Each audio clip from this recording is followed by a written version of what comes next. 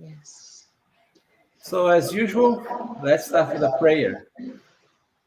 Dalva, you are the official prayer. Okay. Let's pray.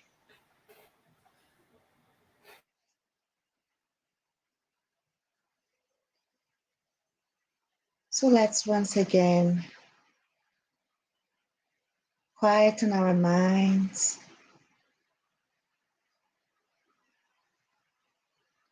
concentrating on the work that we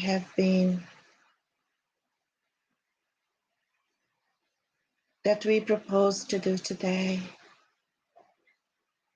And as always, as we know, we are not alone.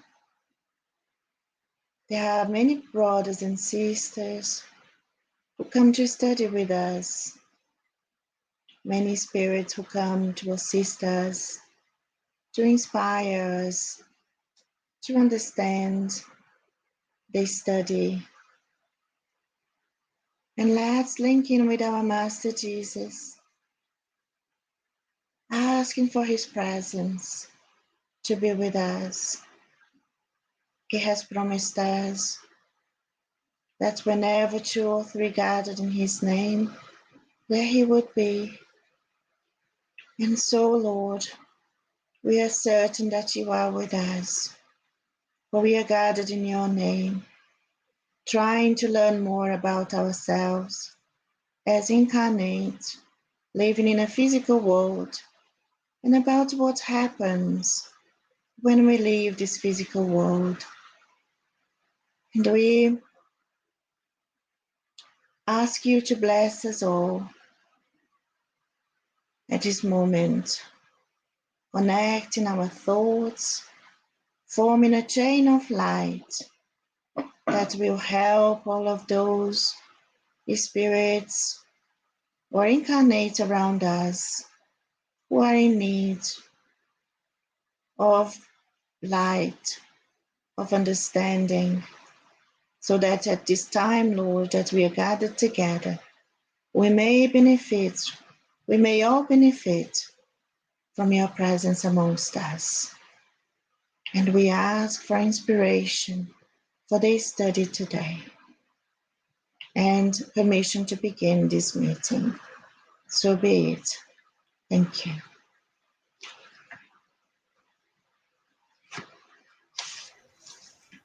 So today we continue with heaven and hell,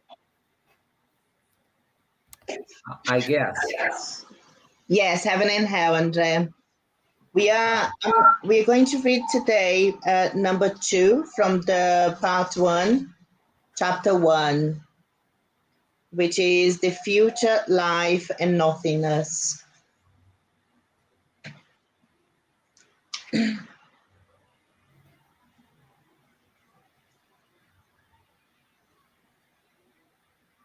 Yes. It's next page. One. Yeah, 2. Yes. Yes. All right. You read? Yes, I can read. When humans believe in nothingness, they overwhelmingly concentrate all their thoughts on their present life, and there is no real reason for them to worry about a future that they do not expect to arrive. This is exclusive preoccupation with the present. This exclusive preoccupation with the present leads them to think of their own selves more than anything else.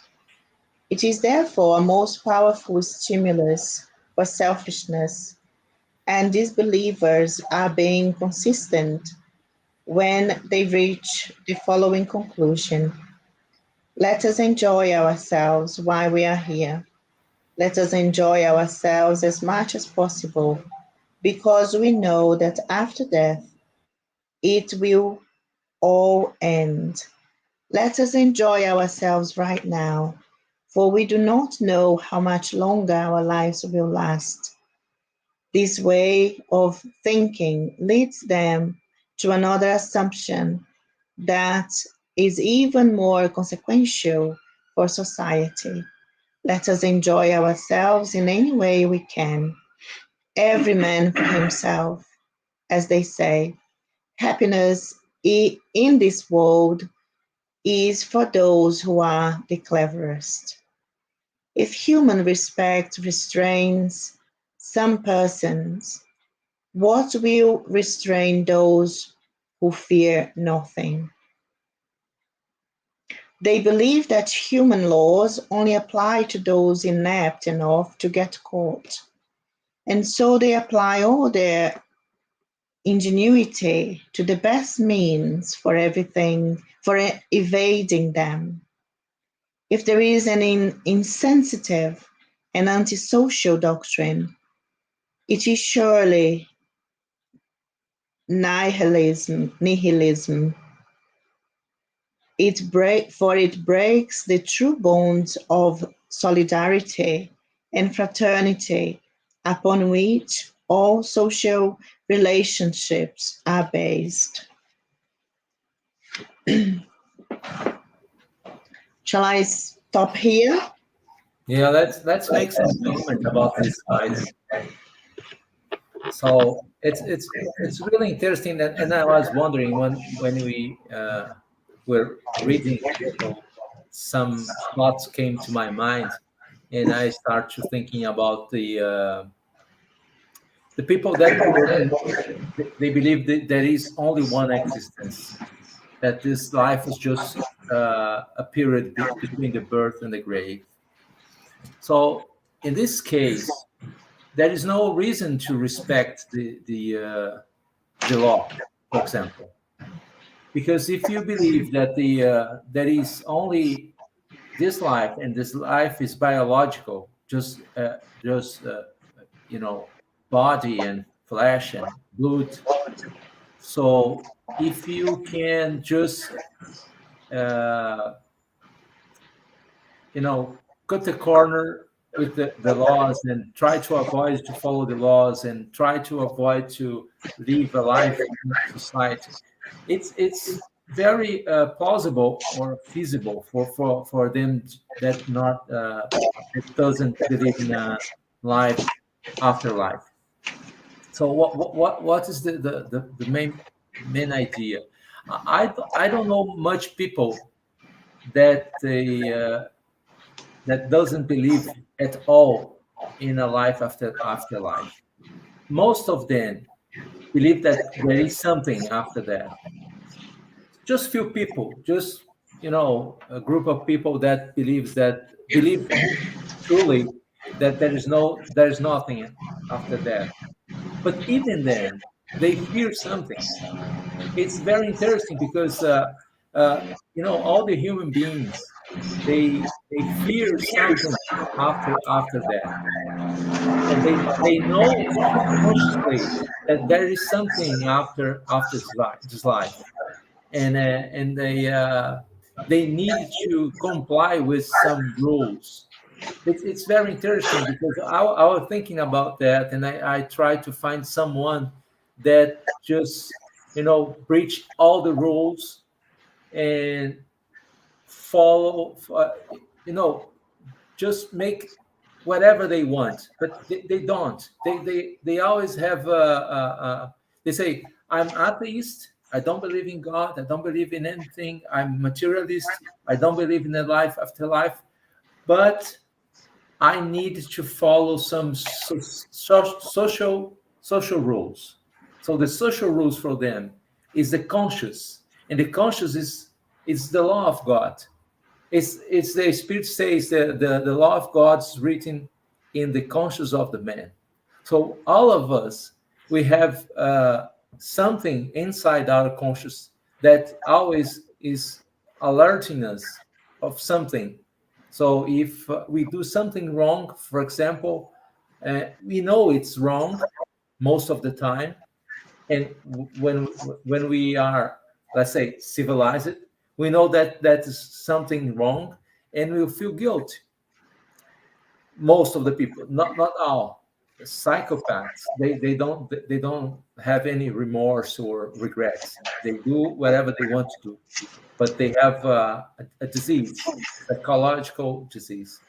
But the normal people, in average, they fear something that most of the time they don't know what it is. That's why we look for religions, philosophical studies, or church, or something like that, because we are always looking for something that, yeah, we are searching for something that we don't know what it is. So this is very interesting, and I'm bringing this to, just to make us thinking about that, and think about the people we already know. And when they say I'm atheist, and when they say I don't believe in anything after life, and see the behavior, because they, sometimes they say, no, I'm materialist, but I wouldn't do that, or I wouldn't do that. This is just because they fear something. Something is telling him, you cannot do that, because there is something after this life, and you be in charge of anything you do. So you're gonna be, everything's gonna come back to you. So they say the return law. I can see in the social media many people say the return law is working, and it's very powerful. It's the secret, and we need to give in and give away love to receive love. We need to give goods and wealth to receive wealth. And if we give away bad things, we're going to receive the evil. So this is something we are just disguising the gods of law, the law of God inside our conscious. It's interesting, Andrea, because what you're talking, my son has a friend, and he's a philosopher, and he is also teacher at the university and some graduation course. And we were talking about this subject, and he said to me, and he mentioned a lot of philosophers, and he said, I don't believe in anything that you are saying. I just don't believe. And then he mentioned a lot of theories that a lot of philosophers has. Some was more spiritualist, others no. And then I said, but it's incredible because you have a kind of life that is wonderful. You are fair, always doing correct things, and follow the rules all the time, and being good all the time. And I asked him, so are you not? And then because he said, I'm not fear anything. One day I will die and finish. There is nothing else. And then he said, I just think that it's easy to be good and bad. To be evil is more stressful than to be a good person. If I'm good, or if I'm follow some rules or anything, or things that according to current society define as correct, I feel more comfortable to move on with the life, even knowing that will be finished at some point. It's not because I believe that I need to be good or not. It's because it's easy to be good. Because it's about me. The other people, what they do, is up to them. If they believe in God or not, it's up to them. To me, to be good and follow the rule is because it's just easy, Lily. It's not because I believe in God or I believe that I'm going to a better place when I die.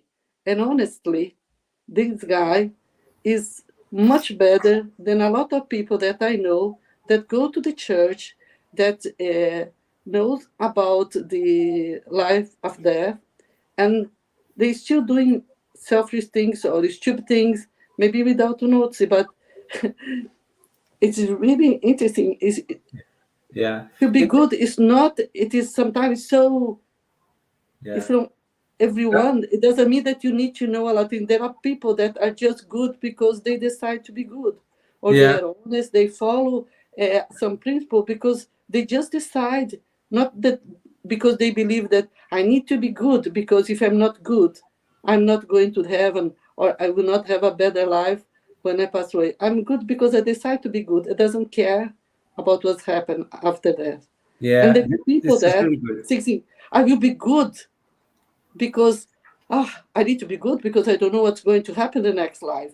So it's better to be good. So I'm afraid to do wrong things. In fact, then in my point of view, the people think, would you like to do bad things? I'm not going to do because I'm scared about what's going to happen with me when I die. So it's difficult. Yeah. It all depends on you. Kardec once say that it's better to deal with a materialist person, a good materialistic person, than a bad religion person.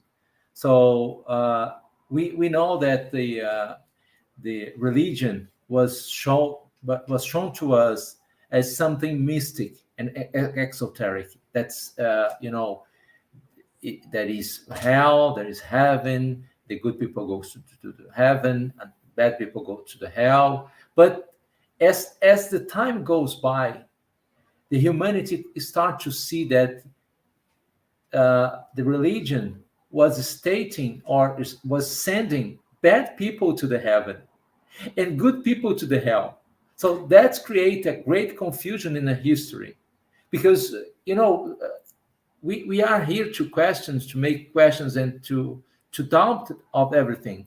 So the humanity for a long time was seeing bad people saying, I'm going to the heaven because I'm doing such thing, such event, or such let's say I don't know how to say that, but the protocol. So if I follow this protocol, I'm going to go to heaven, no matter if I'm bad or good people. So just do this protocol, repeat some phrases, carry some symbols, or any other things that bring lucky or something like that. And so every time the intelligent people start to think about that. So that's why there are so many people that doesn't believe in God. Even why? Because they gave gods a human figure, let's say that. So when everybody start to think that God is an old man with a big bird sitting in the throne, sending lightings for the bad people and the good people, and ruling the world without any scruples. So when people see that, they start to don't believe in God. And most of the time, the people that the atheists came to me and say, I don't believe in God, and I dare to say, I don't believe in that. This God you don't believe, because this God you don't believe is the man set in a throne, sending rules all over the world. This is just fantasy. This is a fairy tale. So once these people, these intelligent people that most of the time say, I'm atheist, I'm materialist, they have contact with the spiritism, they start to think about that. So they start to think that God is not in a narrow place like Earth, and the God is just Earth is God. It's the universe, and it's much more than a human figure. It's much more than an old man figure, and it's energy. It's surround us all the time. They start to think, yeah, there is something that we don't know, and most of the time they say they name this as energy. There is an energy, but the energy is God, because nobody says what's energy. What's energy? Not even our physics teacher can explain what's energy. They explain how to get energy, how to move the electrons, how to move water to the up mountain, how to make cars running, how to make the plane to fly. But they don't know what is energy. If you ask someone, a physic, me as an engineer, I've never get this answer. What is energy? Well, energy is here since this planet exists, since the universe exists. So energy is in everywhere. since the beginning. But sometimes I do some question like, who is more honest? People that are good just because are good without expecting anything, no expecting a future life, or those that try really hard to be good Yeah, because they think that I need to be good. But if there is nothing to believe, yeah. This is a I will good be as question. good as I'm trying to be. So who who is better? Are those that are just good because they feel inside they are just good, not expecting anything, not expecting a better life after death. They are just good because they decide to be good. They decide to be honest without no awards, nothing. Yeah, But when you start to study, it doesn't matter what kind of philosophy or religion, doesn't matter. You see, go to the church and do honestly. It's people that do things correctly all the time, but just because they are afraid about the consequence, it doesn't care about the religion. Just afraid, It's in and your not because it's personality. deep in your heart. say it again, Richard. It's in your personality and character, the Yeah. goodness. So It's within yourself. You can put it in, but it's hard for a leopard to change its spots. It can change its spots, but it's to put it on the right path. You've got to work at it. It's like you see people. It's like my church. Ages ago, when I was younger, I was an atheist, and I'm thinking, okay, they go and have the sins forgiven, then go straight to the pub. So it's just one of those things. Yeah, this is a hypocrisy. Yeah, Yeah, Yeah, but not just about to go to church and after that go to the pub. There is a lot of people that go to the church and are good. They practice what they are doing, but they maybe practice more because they are afraid about the consequence to be bad than really from the deep of their heart are good. yeah. There are two scenarios that we need to consider. So that people that is just faking religion, religiosity, and that people that is making everything just because they fear what the consequences. And also there are people that go there and believe in everything and follow the rules and do everything in a good way just because they have faith.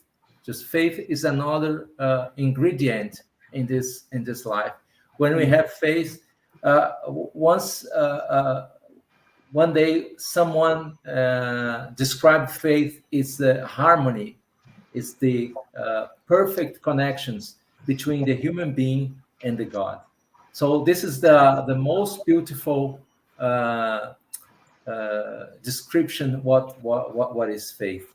So we need to consider that many people have good faith and is believing more is more than believe in God and in the power and the everything surround. Even if they don't know, even if they don't feel or see anything, they just have faith and they live their life in faith.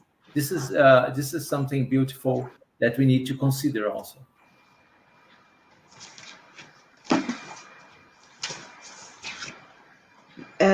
What I was thinking about while I was reading these,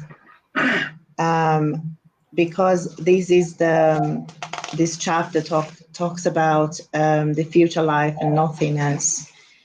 And very often when we hear people saying that we have to enjoy this life because we only live once.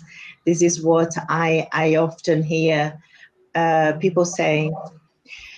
And I was here thinking about our choices of enjoyment, because more often than not, our choices of enjoyment is actually enjoyment that doesn't bring any happiness to us. It's the enjoyment of of things that can actually be damaging to our physical bodies, and that will have a consequence on our spiritual life too. And so so when they say after death there will be nothing, it all will end, this is someone's perception, isn't it? This is only a perception of someone who doesn't want to take responsibility yet to see that even in our world, in this very imperfect world that we live, we have to follow rules. We have to, there are rules everywhere. We have to discipline ourselves because we all know what, as you've mentioned, Andrea, we all know what is right and what is wrong because that's written within our own conscience. And so I think that this idea, I've had this conversation many times with my teenage sons, and I was just like thinking that the people who think, some of us who think that, oh, there is nothing, and also those who say the cleverest ones are those who can do whatever they want and are not caught. They won't get caught because they are very clever, but they don't realize that someone is their own conscience is catching them, is writing everything up, and it's not losing anything whatsoever. Because this is what brings us to regret later on what we have done. If we do something that creates an imbalance to our physical body, we will be regretting whatever we have done that has created that imbalance. And so our conscience is like our hard drive, isn't it? It doesn't lose anything. Everything that we do, it's there. It's saved in our own conscience. And I love this example that you brought, Liliane, because Jesus didn't come to the world to as he was as he lived with us. He came to work, and so that through work we were led into getting to understand God, to understand the love that he brought, and he wanted to live with us so that we could understand. And so this is why it's not like anywhere, it doesn't like say that for us to do good we need to be Christians. Even people who don't believe in God, they can be good, and they can be a lot of times they can do a lot more good than the people who you were mentioning that are expecting not to go to hell, that are expecting to go to heaven. Because I think that is what can be a greater good, because there is no expectation. You just think, I'm just doing this because this is easier for me to be good than to do bad things, because then bad things will bring bad consequences. I could end up in prison, or I could be regretting this. And so it seems to me that those people who are doing good just because they think is a lot easier to do good, they are the ones who are being rewarded, even though they don't believe in God, because Jesus taught us to be good, to do goodness. And that is what leads us into receiving a goodness back, as you've mentioned, Andre, that whatever we give away, we will receive. And sometimes I question myself if what I am doing the right way. Because now I understand that I can place myself in a good place or in a bad place according to my actions. But are my actions that I am doing based on what? Is it because I am truly good, or is it because I have reached that point in which I am not thinking about, oh, I'm going to do this because I am good, and I am. This is something I often question: am I doing it the right way, or is there somewhere some thoughts that I think, oh, I'm going to do this because I don't want anything to go to a bad place after I leave this physical life. And this is a question I ask myself, because I think because Jesus has asked us not to let one hand know what the other one was doing, isn't it? So I think this is something that it's very important to question as well, and why are we doing what we do? What interests have we got? And this is something that I often do. And I think that there are also, especially lately, we've been hearing a lot of people who say the name God all the time, who say the name Jesus all the time, but are doing things that are totally against the moral teachings that Jesus left us. They seem to have lost totally their moral compass, and this is what we need to awaken within ourselves, isn't it? It's not just about saying I believe in God. It's about actually living according to what we are saying we believe, because God has left us rules, has left us messages of that will guide us toward goodness. So just to say I believe in God, or I go to church, or I go to the spiritual center, or I do this or I do that, is not enough. We need to show that we are living according to the God we believe. And I also, I think that you are very right there, according to this God that people believe in. And I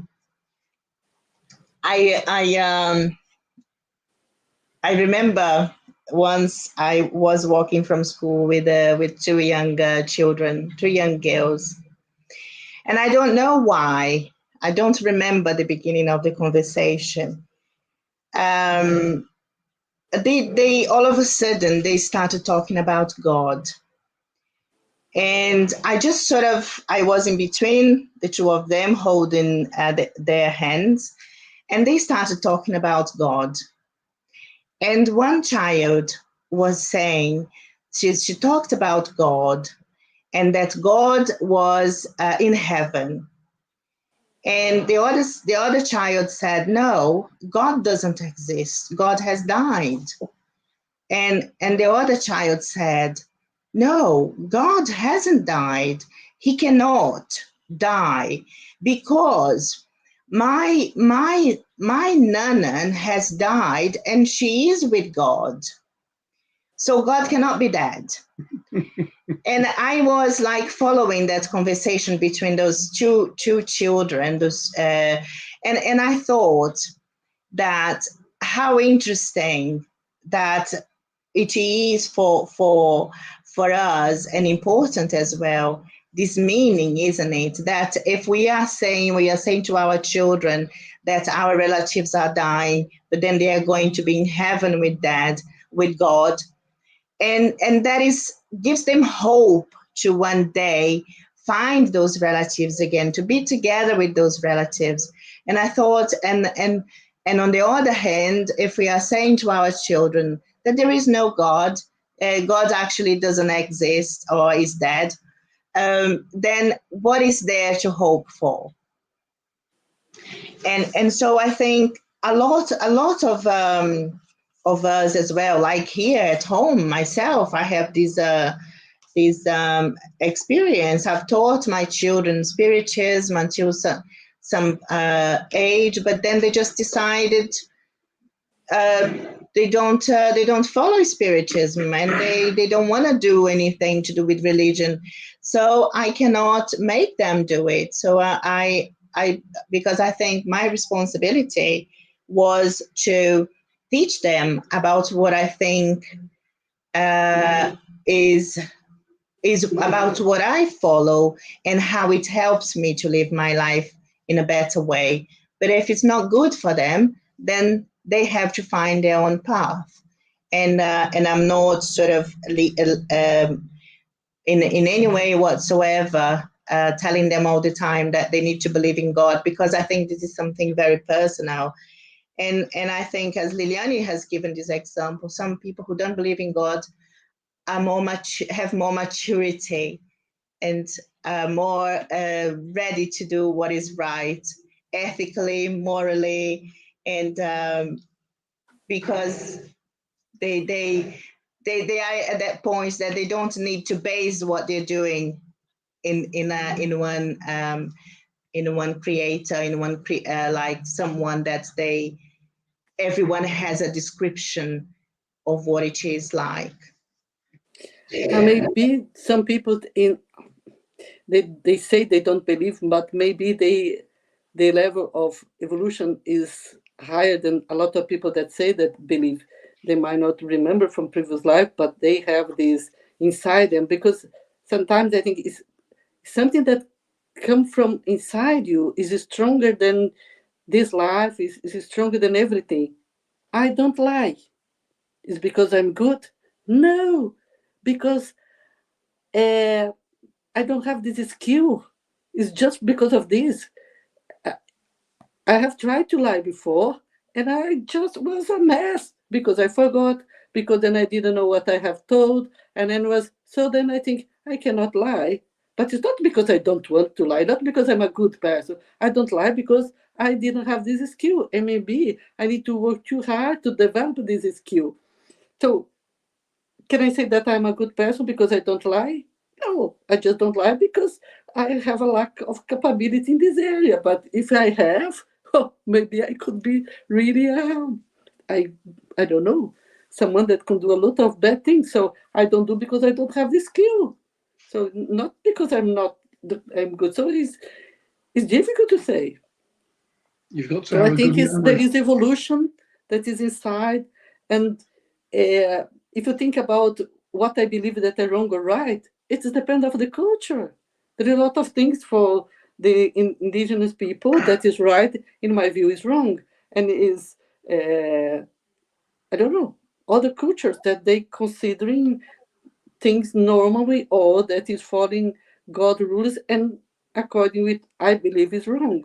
So be wrong or right according with our societies depend of the culture and a lot of things, but to be good from inside, I think is something really interesting that some people, it seems to me that they have naturally, independent of the religion, independent if they believe in God or Buddha, whatever.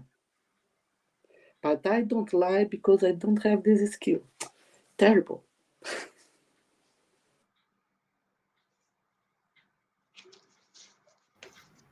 Yes, in the end of the day, we catch the comprehension that most of the time is better be a good person than believe in anything else. So, as you said, Liliane, there are a lot of different cultures around the world. And when the Kardec asked to the spirits how to deal with that, the spirit says the evil is always the evil and the good is always the good. No matter where, no matter the culture, no matter the region or geographic place. So good is always good and evil is always evil. And yeah, this is very interesting because most of the people may deny God's inside, but God's is over there. It's inside the conscious, inside the heart, and most of the time there are people which we seems to us very evil person with a lot of bad feelings and acts, but still there is a small flame inside named God. And one day, we don't know when, this flame is going to burn all the bad things, and this person is going to become a good person. So, yeah. Yeah, but look how difficult is all these things, because yes, what is right is right, what is wrong, what is evil, and finish. There is no question about this. But if you think about the period of the Crusades, the Catholics, they kill a lot of people, but from the deep of their heart, Yeah, in name of the they belief. really believe that they were doing something correct. They are fighting in their mind for the God. Yeah, I don't think It's so. But crazy. anyway, God is has always, as the Spirit says, God has always consideration when we are ignorant and we don't know we are doing, and for some reason we are doing the good faith, just like happens to Paul of Tarsus, that was trying to kill the Christians just because he believed it that his faith was right and the Christianism was wrong. But there is always a time that this person is going to wake up and change the directions. Yes, so now I'm scared because if I knew a little, so I'm not 100% ignorant, I know a little, it means that God will be not as tolerant with me as he will be with other people that are not ignorant. So Yeah, the more, I'm in more, trouble. more you know, more responsibility you have. And I think that is one thing, isn't it, that we need to keep in mind, because those who wage wars against their brothers and sisters in the name of religion is because they don't understand. They don't know Jesus well enough. Because if they knew Jesus, and if they could see, they could understand that Jesus didn't exclude anyone. Jesus didn't invite us to kill anyone. All Jesus did in all of his actions were good things. Even if we have passages in the gospel that tells us that at some point Jesus acted in different ways, but if we see in the essence of most of his messages that he left, they are all based in goodness. So there is no excuse for anyone to think that we need to kill evil, because Jesus didn't ask us to kill evil. Jesus asked us to love one another. Jesus asked us to look within ourselves and see what is there that is not right, that needs to be changed. So he didn't ask us to go and literally hurt each other. This is the ignorance that has led us into believe that we can change the world by killing evil. If we are going to be doing that, we are going to be in a world there is going to be no progress, because if we think we are going to kill people who are evil, they go, they get a new body, and they come back, isn't it? We all come back, we all reincarnate. So, and we know every single day there are people being born, and we don't know what choices they are going to make in their lives. So it's better that we educate ourselves and educate those who, as much as we can, that are within our reach, about being good, whether they believe in God or not. They need to be good. This is because this is what I tell my children. I say, listen, you can choose not to believe in God, but I would like you to think about being a good man, because we have already got a lot of people around the world who are doing evil. who are doing bad things. So think about being good, and that is enough, because as the example you brought, Lily, if we are doing good without believing in God, that is what Jesus taught us to do, is to do good.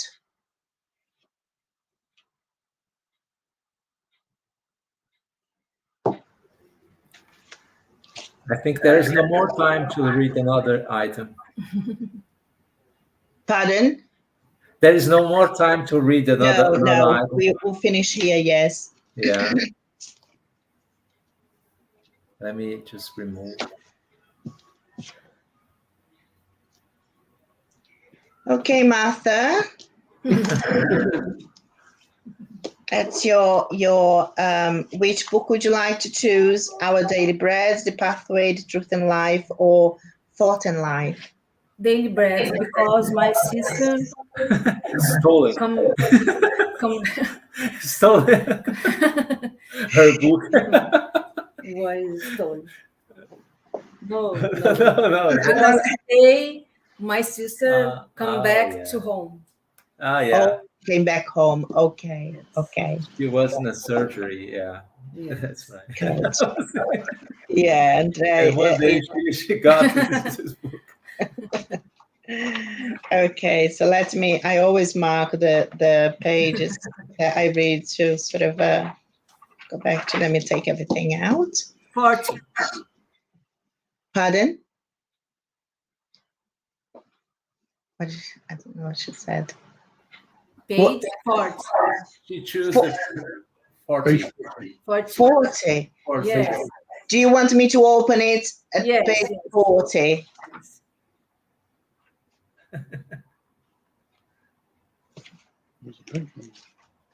Mhm.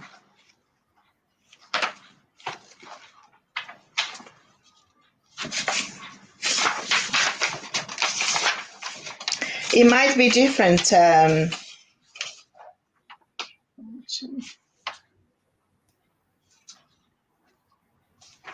So 40. Is it indispensable stages? Okay. So, indispensable stages. Repent then and turn to God, so that your sins may be wiped out, that times of refreshing may come from the Lord. Acts 3:19. The restless believers almost always consider that the task of redemption is processed in some conventional providence, and that with little outward activity on their part, they would readily acquire the most elevated positions close to the divine messengers. The majority of the Roman Catholic fully believe in the exemption of trials through the performance of outward ceremonies. Many Protestants believe that through mere enunciation of hymns, they are in tune with heaven, and a great number of Spiritists think they are intimately in tune with superior revelations simply because they have attended a few seances. All the aforesaid constitute a valuable preparation, but that is not all. There is an inner illuminating effort without which no man may penetrate the sanctuary of the divine truth. The words of Peter to the popular masses contain the synthesis of the vast program in the essential transformation that each person will have to undergo in order to achieve the happiness of the union with Christ.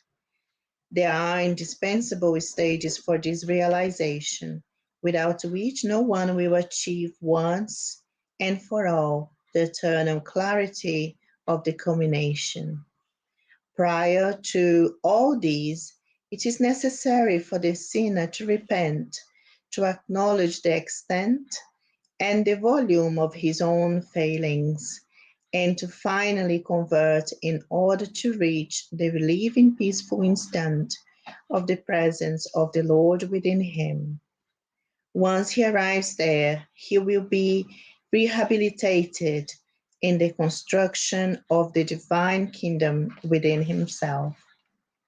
If you truly already understand that the mission of the gospel,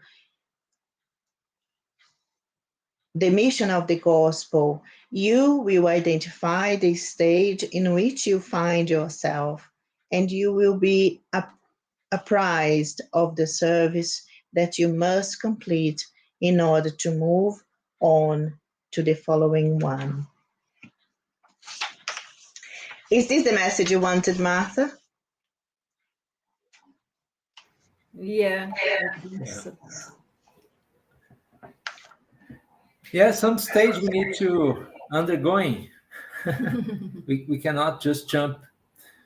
So I think this week we were discussing about the evolution, and we were discussing if all the spirits must pass through all the planets, primitive, expiation and trials and regeneration and so on.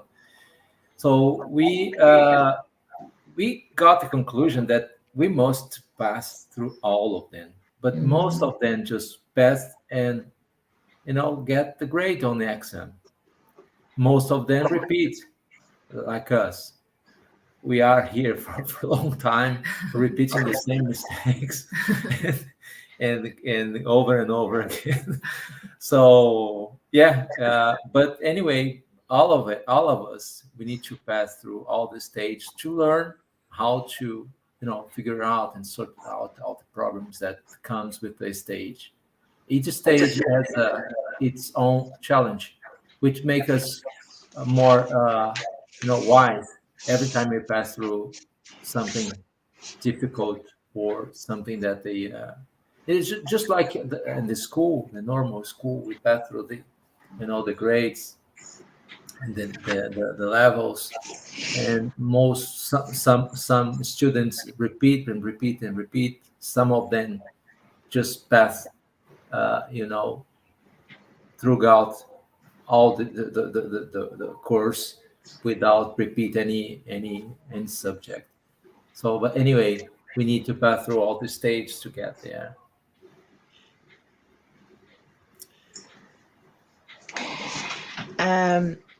Sometimes I look behind and I think about Emmanuel, who was present during the time that Jesus was on earth. And that is 2,000 years ago. And today, Emmanuel is someone who is guiding us. And I'm always puzzled. I'm always saying, how did he progress so quickly? Because we think that 2,000 years is a lot of time, like because we are counting it in our time here. But it's still I've get really puzzled because he was someone who was like Paul, wasn't he? He was not a very nice person.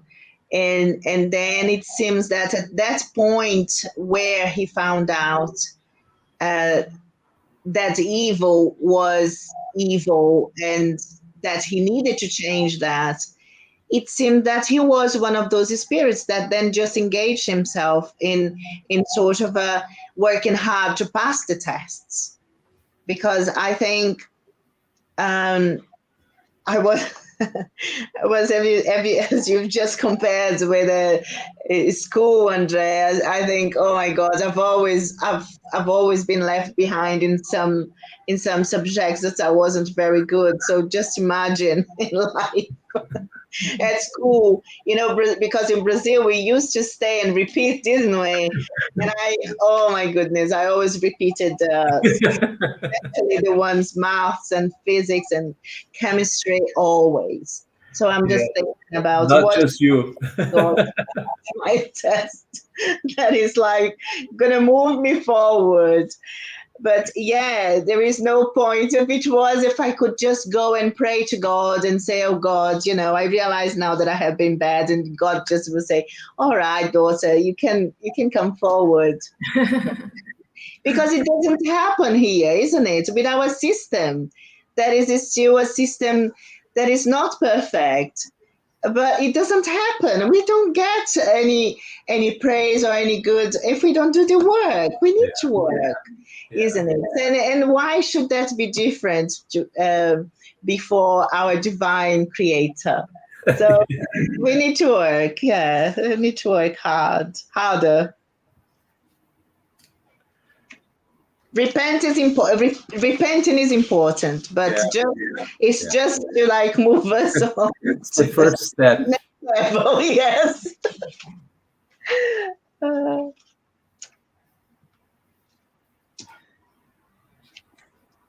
Shall we carry on? Yeah, let's pray. Okay, so let's fill our hearts with joy for the opportunity we have received once again, for the discussion we've had, for learning that life has a purpose. Every life has a purpose. And as we come to the spiritual stage that we find ourselves now, our purposes grow. Because we are agents of goodness or evil, according to our tendencies and to our choices. But we also know that we can work hard on changing the traits that are not good, that are morally not acceptable, ethically wrong, that we can work to change ourselves, as our Master Jesus invited us when he was confronted with the sin of the woman that was going to be stoned to death. He asked us to look within ourselves to see if we had authority to do what we were going to do.